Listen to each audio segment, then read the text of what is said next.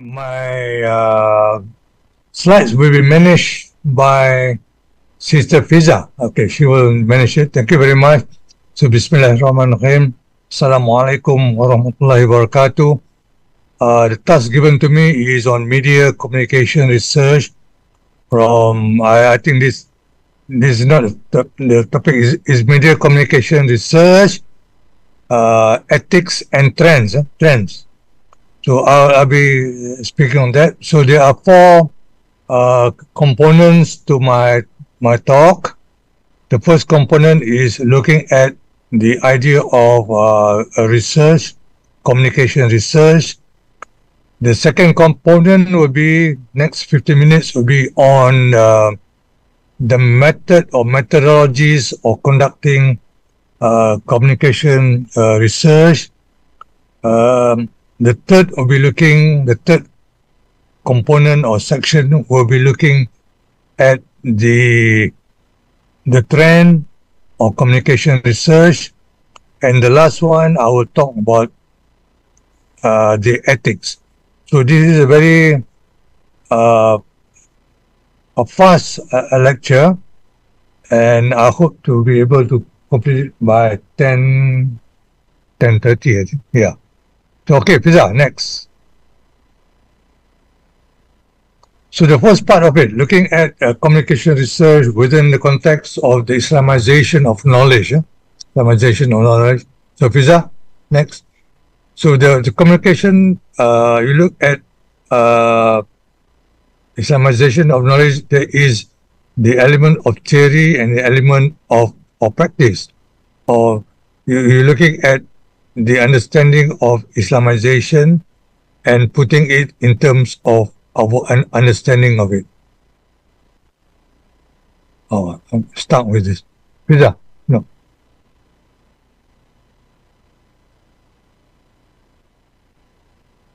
Yeah, please move slides.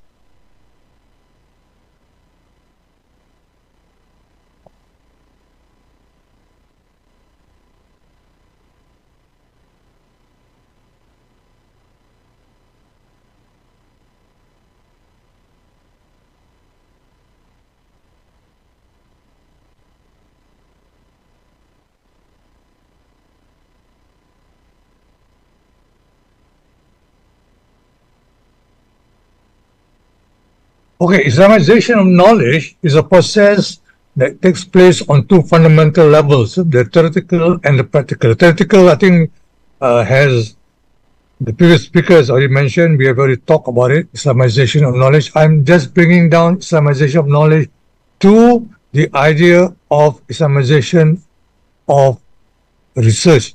Whatnot. Next, please.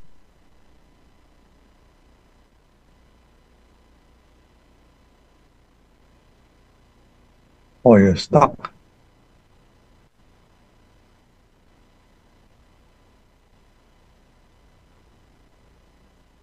Next.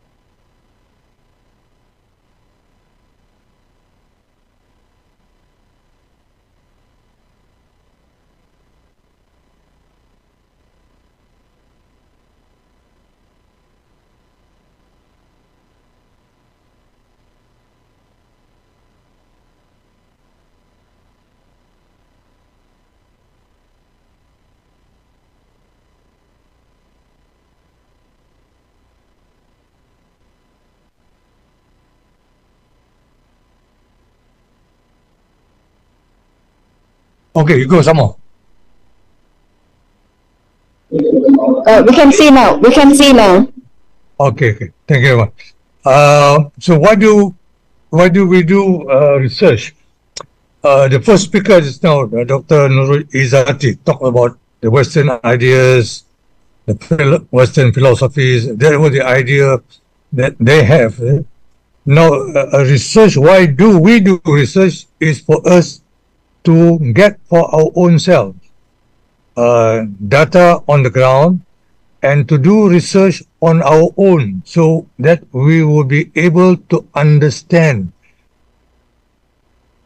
God's creation. We were able to understand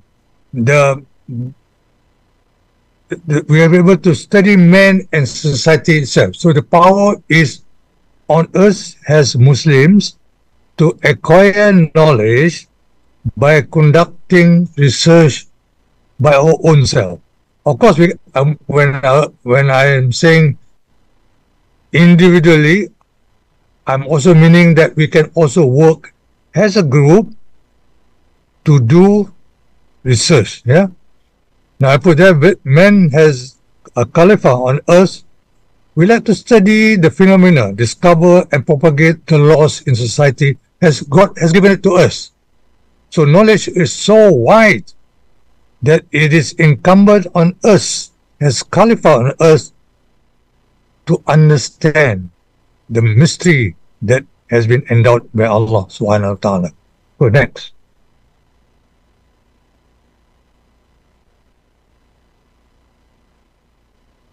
Now the Quran, Iqra, for example, deems mankind to be very inquisitive. We are supposed to read, to understand, to know. Yeah?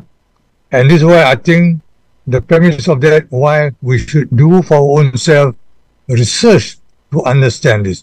We can ask our friends, we can ask our teachers, we can ask our family members, yeah?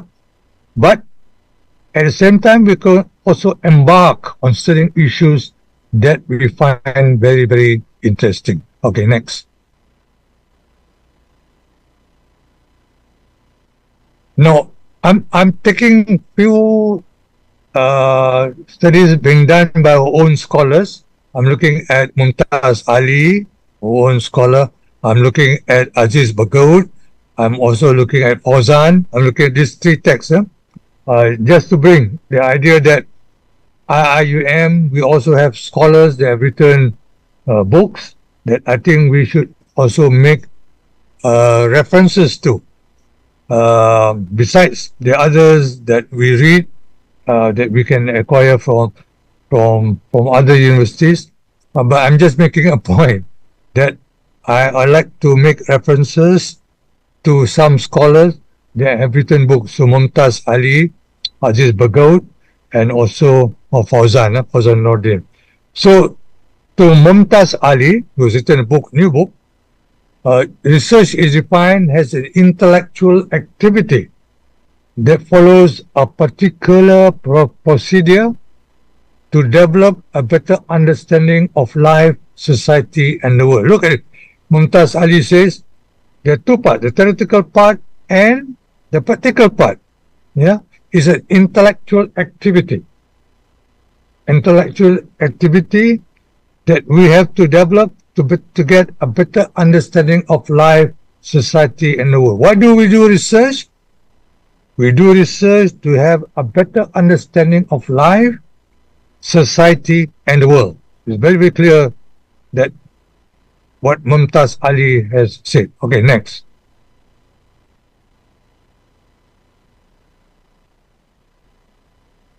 Now, research is basically for the betterment of mankind. Yeah, and we have to move forward with new ideas, new vision and mission to understand the mystery that God has created, to understand why He has created certain things, and for us to understand this. Yeah, so it should not be just for the sake of knowledge. Now, some Western scholars say, I do research for the sake of research.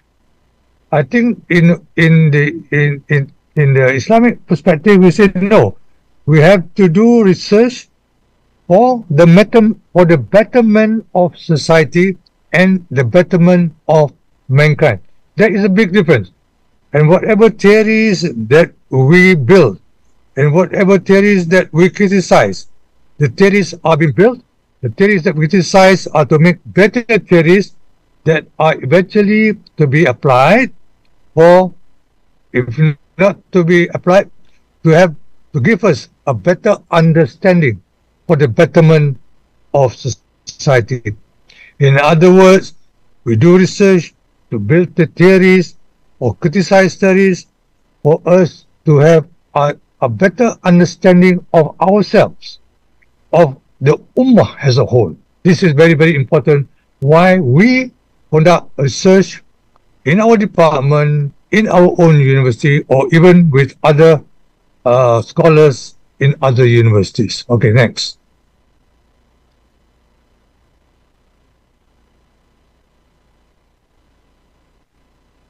Now, Mumtaz, he came up with an element of Islamic research is based on truth-based. I think truth is based on the Quran. And he came up with true, authentic, and universal knowledge, he called Tawuk. Yeah. So, the premise of doing research is the truth, authentic, and universal knowledge. I will touch again on this when I go and discuss on the ethics of it, on the ethics. But please bear in mind, it's Tawuk, the truth, authentic, and universal knowledge, which is the theoretical framework why we do research. In other words, if we bring back Aziz Bagut's idea of the Islamic worldview, in other words, before we do research, we have the foundation that we have the Islamic worldview in order for us to do research. And we add on with what Mumtaz says, for the truth, authentic, and universal knowledge for us to conduct research so that we will be on a better footing. That we apply the methodologies and the proper methodologies, we are on the right track because we are being led by the objective of doing research. Okay, next. Okay, research will be carried by teachings of the Quran. Okay, next, please. I'm searching for time. Now, why do we research? To get information. Yeah. What information do we want? It is guided by our objective in conducting research.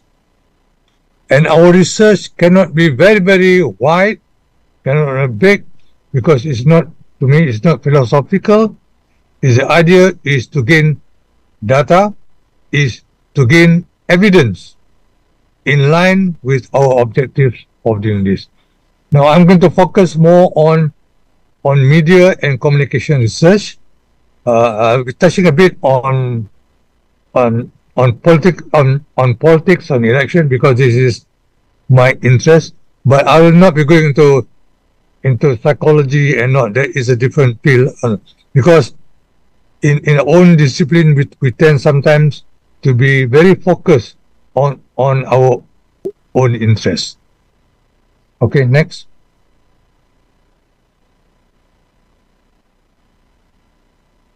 So, in order to us to conduct research, we must come up with an objective. What is the objective for us in conducting this research? So, we call it a problem. What is the research problem, or what is the academic problem? It's not your personal problem. Huh? Your personal problem is different. It's an academic problem that will enable us to conduct research. Yeah. Now, for you who will be doing your PhD or your masters, and you are going to conduct research, this is in line. You have to discuss the problem with your supervisor. So your supervisor should also be interested in your academic problem. If you are interested in one academic problem and your supervisor is not interested in that topic, my advice is change the supervisor, or you change the topic, or you change yourself. You have to get a topic that is of interest to you and of interest to the supervisor, so that he or she may be able to guide you in finishing your PhD or your master's program. Okay, next.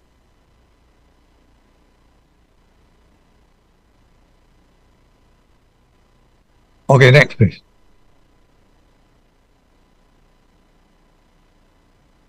Okay, next. Now, if we could focus, for example, in doing research on problems faced by the Ummah, if we can limit that, faced by the problems of the Ummah, because there are so many problems that are faced by the Ummah that it is incumbent upon us as scholars to help our Ummah find a solution to these problems. Now, Muslim societies are not known very well for their research. They might be known in the past, but in the last 5 or 6 decades, we have not been noted for our own research. So I'm making this assumption, given the numerous names that we have not been able to push ourselves to be well-known scholars in conducting research in order for us to solve some basic problems faced by our own Ummah. So next. Okay, next. Next. So these are some of the topics that can be seen within the context of the Muslim states. Generally, the Muslim states are very poor, very poor. You can notice that we have low literacy. Many are uneducated. We don't have many schools. We don't have many universities. We don't have many scholars. We don't have many good libraries. We don't have books to read. We have low rate of literacy. We have low health. Our medical facilities are not good. We don't have many doctors to treat. We don't have many nurses. So we need more schools. We need more nursing schools in order for us to produce nurses. We have malnutrition, not enough vitamins, not enough fish, not enough meat, not enough. We have not enough. We are rich in not enough. Yeah. And we are very poor in enough. So, and we are prone to conflicts. This is part of the Muslim states that we are in. Okay, next. And the top countries that we have countries, millions of countries like Indonesia, Pakistan, India. We have strong, big Muslim population. Even in China, we have that. In Nigeria, of course, we have Egypt, Turkey. But I'm sad with the wars going on, and the Muslim population may be dwindling instead of increasing. Okay, next. And we are also very poor states. I've been to Gambia, I've been to Guinea, and other parts. And so we can find that we need more scholars to do research in order for us to help the Ummah thing in so many other different countries. And this is why part of the mission of IIUM is to provide education so that foreign students can come, gain knowledge from IIUM. Hopefully also that the knowledge that we have at IIUM is also of high standard, so that when students come and learn from IIUM, we will be able to offer them a level of education that is at par with other universities the world over. Okay, next. And that is why I think we need to do research, a lot of research to be done. This is where I come next to the how, which is the methodology of conducting research. Okay, next. Okay, these are three books I have mentioned to you. This is Bagut, Introduction to the Islamic Worldview. You might like to have that. You might also like to read Fauzan's book, Knowledge Management from the Islamic Perspective, and Muhammad Mumtaz Ali, Islamic Research, that you might, I think, students of IRK, I think it's good for you to have this book on Islamic research written by Muhammad Mumtaz Ali. Okay, next. Okay, again, to repeat the issues that we face by the Ummah, conflicts, disasters, environmental problems, poverty, social problems, and whatnot. No? So we have so many issues, and these invite scholars, social science scholars, to come forward with the knowledge, with the expertise to conduct research, and the findings should then help other scholars to have a better understanding, and also to help the policy makers on how they can be able to find solutions, to alleviate the problems faced by the Ummah. I think this is very, very, very important for us. Okay, next. I've got 15 minutes. Next, please. So what do we research? We do to get data. This I got it from Fauzan's book. Basically, to get data, which we can come from our so many reliable sources. From data that we process, the data to get information, and from information we build up knowledge. And far, far, far away for us, one day, inshallah, to get barakah and to get wisdom. Okay, next.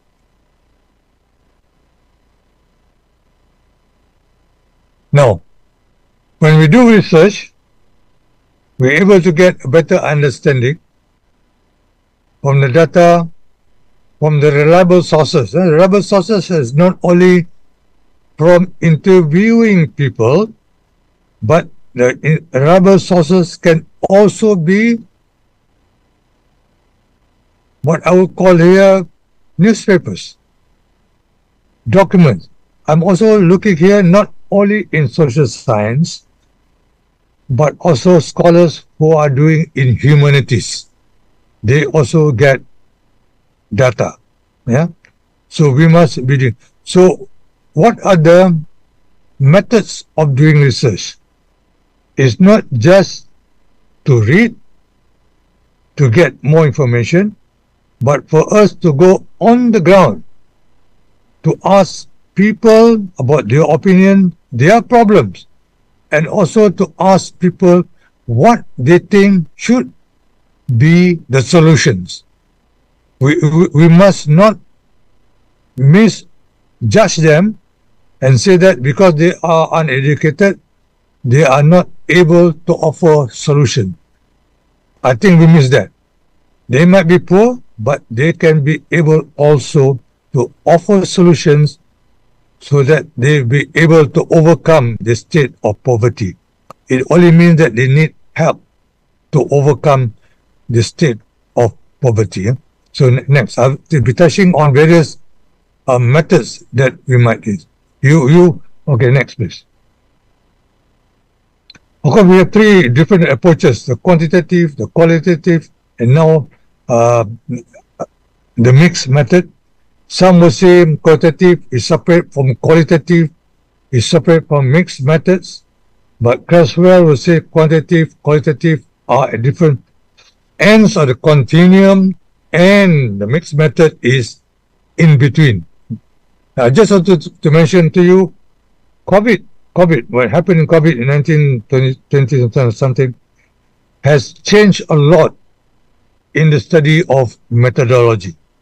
Has changed a lot in things. I was used to doing a survey face-to-face, but after COVID, my colleagues the world over have found out that it's now difficult, it's very expensive now to do face-to-face interview.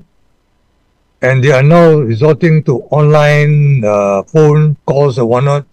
But the problem of reliability and validity comes in. So this is a big problem, and it invites scholars not only to talk about the method of doing research, but also the problems of faced by the methodologists themselves in conducting research. I think this is very, very good for us.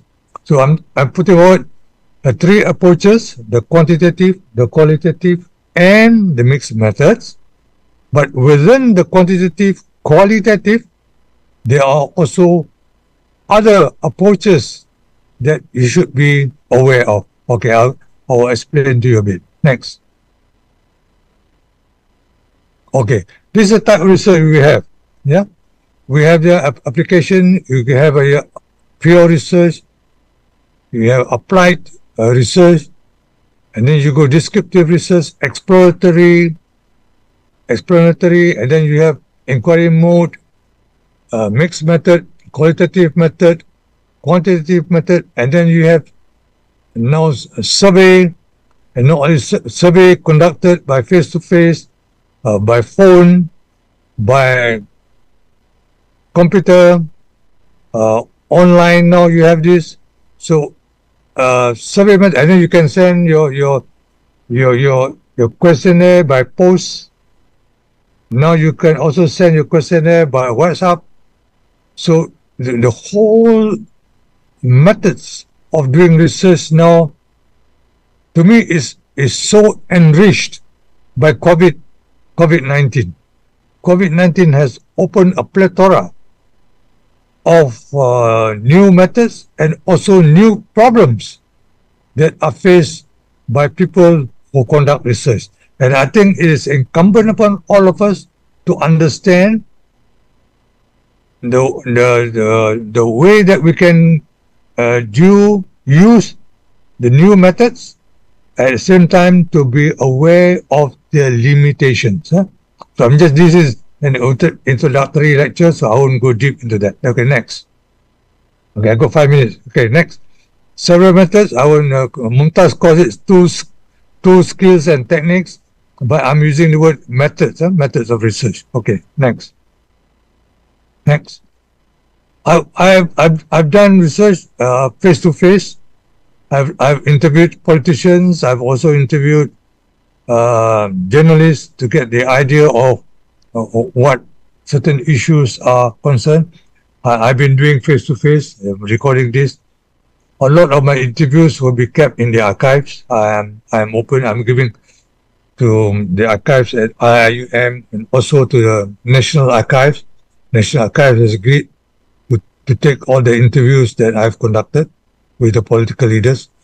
At the same time, I've also used my students to conduct. When I conduct courses in methods, I sometimes take my students around to ask them really to conduct research. You can see in the next slide. Okay, next. So we took the students to Parupuk some time ago. We interviewed the villagers. I took them for a two night stay in Parupuk, and we stayed in a hostel there. The villagers were very, very kind. The Rela troop was very kind. They took care of our students. So I just want to share your experience that when you teach method, please don't just teach them in classes. Please take them on the ground so that they will be able to understand better. Okay, next. Just a video for you.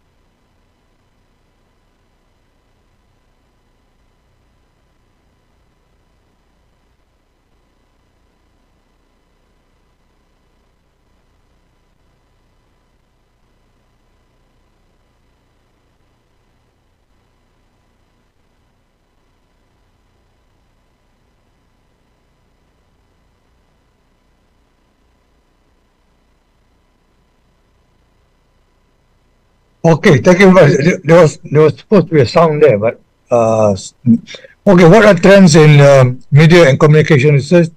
I think the trends are too numerous. I would say basically when we started out, we were doing simple reading reliability tests, and then we were doing research in journalism, film, and broadcasting, and then we went to propaganda, attitude, and audience research, development, communication, balance flow of news, TV, internet, and I think a lot of focus now is given on the digital world, the social media. What is the influence of social media in social life, in politics, in gathering information and whatnot? So this even reflected in our ministry.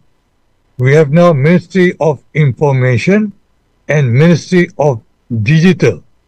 So in other words, the importance of digital now is very important. So if we are doing research now in media and communication, research in digital environment is very, very critical for us. Okay, next. So trends in media and communication research, the field is very wide, it become more sophisticated as more universities are open in Asia, Africa, and Latin America. There are more now what I call the greater exchange of ideas. We have now, for example, conferences next week we're going to have in our department. We have our seminar, and we have also speakers coming from Africa, coming from other parts of Asia. So, in other words, when we do research now, is no more in isolation. And the problems that we face are also the problems that are being faced by other societies in other parts of the world. So we have to be very, very conscious about that. Okay, next. And the samples are getting bigger and bigger. I remember when I was very young, my sample was about 150 to 200. Now I'm doing a sample about 1005, 1003. And because of the computers, the demand to come out with your research finding is more or less immediate. Yeah. 3 months, I'm doing now 3 face-to-face, is 3 months, it's still slow. Now with the online, you can get your findings within 3 days or 4 days. So these are the problems that we face when you conduct research in media and communication. Yeah. Next. Ethics. Basically, we are governed by ethics. I'm talking. We have, of course, the Islamic ethics. We are aware of that. When conducting research, basically, we know we are not supposed to lie. When we interview people, really means that we have interviewed people, and we have interviewed 1,000. We have to say we have interviewed 1,000. We cannot say we have interviewed 3,000. That is making a lie is more dangerous than that. So the study is being really conducted. We have to tell people what are the steps that we have undertaken. So the element is replication. Can somebody who replicates your study on the same population find or administer the same questionnaire, find the same findings or not? Very, very important. Report any errors, no exaggeration. If you do one sampling on town, you cannot say the whole thing, you can extrapolate it to the whole country. You have to be very, very sure that your research is always limited by the methodology that you use. Okay, you acknowledge your time frame. I think this is very, very proper. Okay, next. This is my last slide, I think. Next. Want you to be conscious of IIUM Code of Ethics. We always do that. But this Code of Ethics is for the whole student and staff. But when you do conduct research, the thing is more focused on the idea of your research and your finding. So you must be very, very careful that ethics govern it, your study, but Islamic ethics should govern your whole approach to conducting research and to your whole idea of doing your study. So my time is up. I would say thank you very, very much.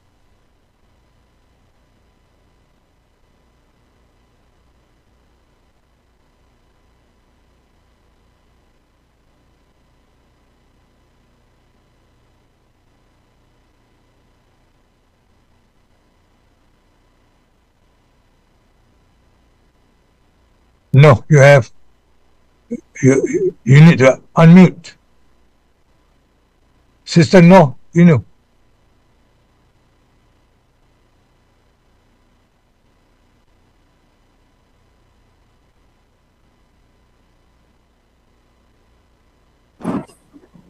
Can you hear me, Professor? Yeah. Okay, now let's have a Q&A session. If you have any questions, leave them in chat or raise hand, please.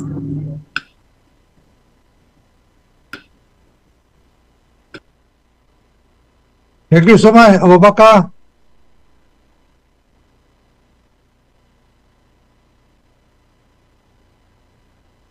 Thank you so much. So,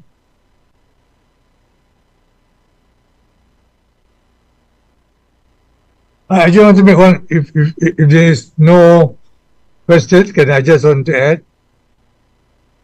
Sister, no?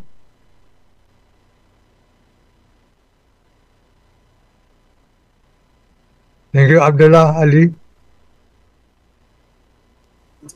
Yeah, okay, Doctor. Yeah.